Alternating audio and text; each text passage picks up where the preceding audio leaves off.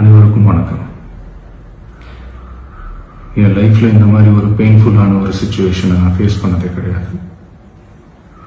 மனசு முழுக்க வலி வலி மட்டும்தான்.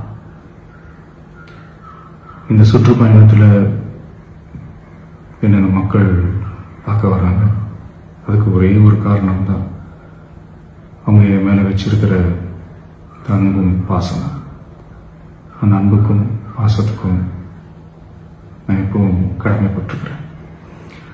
அதனால தான் இந்த சுற்றுப்பயணத்தில் மற்ற எல்லா விஷயங்களையும் தாண்டி மக்களுடைய சேஃப்டி, அதில் எந்த காம்ப்ரமைஸும் பண்ணிடக்கூடாதுன்றதுக்காக தான் அது என் மனசில் ரொம்ப ஆழமாக இருக்கும் அந்த எண்ணம்.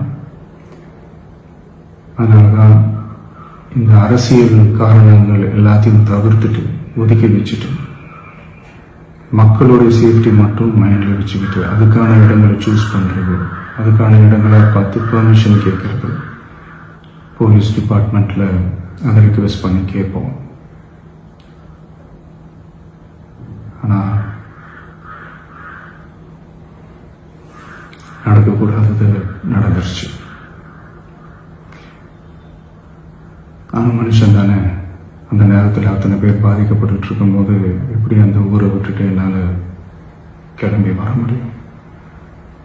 நான் திரும்ப போகணும்னு இருந்துச்சுன்னா அதை ஒரு காரணம் காட்டி அங்கே வேறு சில பதட்டமான சுச்சுவேஷன்ஸ், வேறு சில அசம்பாவிதங்கள் அந்த மாதிரி எதுவும் நடந்துடக்கூடாதுன்றதுக்காக தான் நாங்கள் அவாய்ட் பண்ணோம். இந்த நேரத்தில் சொந்தங்களை இழந்து தவிக்கிற இத்தனை குடும்பங்களுக்கும் என்னுடைய ஆழ்ந்த இரங்கலை தெரிவிச்சுக்கிறேன். எனக்கு தெரியும், என்ன சொன்னாலும் இது ஈடையாகாதுன்னு எனக்கு தெரியும். ஹாஸ்பிட்டலில் ட்ரீட் பண்ணிகிட்ருக்கிற எல்லாருமே சீக்கிரமாக க்யூர் ஆகி வரணுன்றது இந்த நேரத்தில் நான் வேண்டிக்கிறேன். கூடிய சீக்கிரமே உங்கள் எல்லாரையும் நான் சந்திக்கிறேன். இந்த நேரத்தில் எங்களுடைய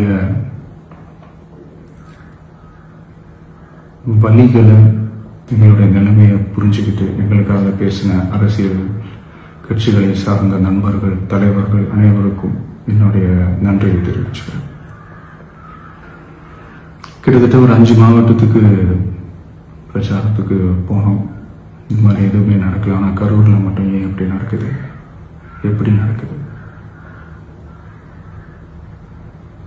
மக்களுக்கு எல்லா உண்மையும் தெரியும்.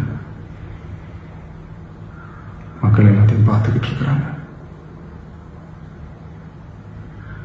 கரூரை சேர்ந்த அந்த மக்கள் அந்த உண்மையெல்லாம் வெளியில் சொல்லும்போது எனக்கு கடவுளே நேரில் வந்து இறங்கி அந்த உண்மைகள்லாம் சொல்கிற மாதிரி எனக்கு தோணுச்சு. சீக்கிரமே எல்லா உண்மைகளும் வெளியில் வரும்.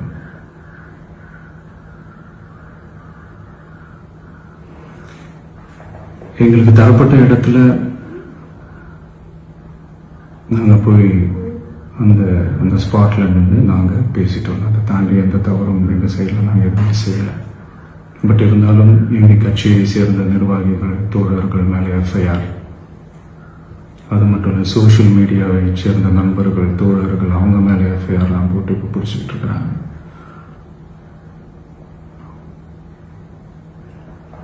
சிஎம் சார், உங்களுக்கு ஏதாவது இந்த பழி வாங்கணும் அப்படின்ற எண்ணம் ஏதாவது இருந்துச்சுன்னா என்ன வேணாலும் பண்ணுங்க. அவங்க மேலே கை வைக்காதீங்க. நான் ஒன்று வீட்டில் இருப்பேன், இல்லை நான் ஆஃபீஸில் இருப்பேன். என்ன வேணாலும் செய்யுங்க. நண்பர்களே, தோழர்களே, நம்மளோட அரசியல் பயணம் இன்னும் ஸ்ட்ராங்காக, இன்னும் தைரியத்தோட கண்டினியூ ஆகும்.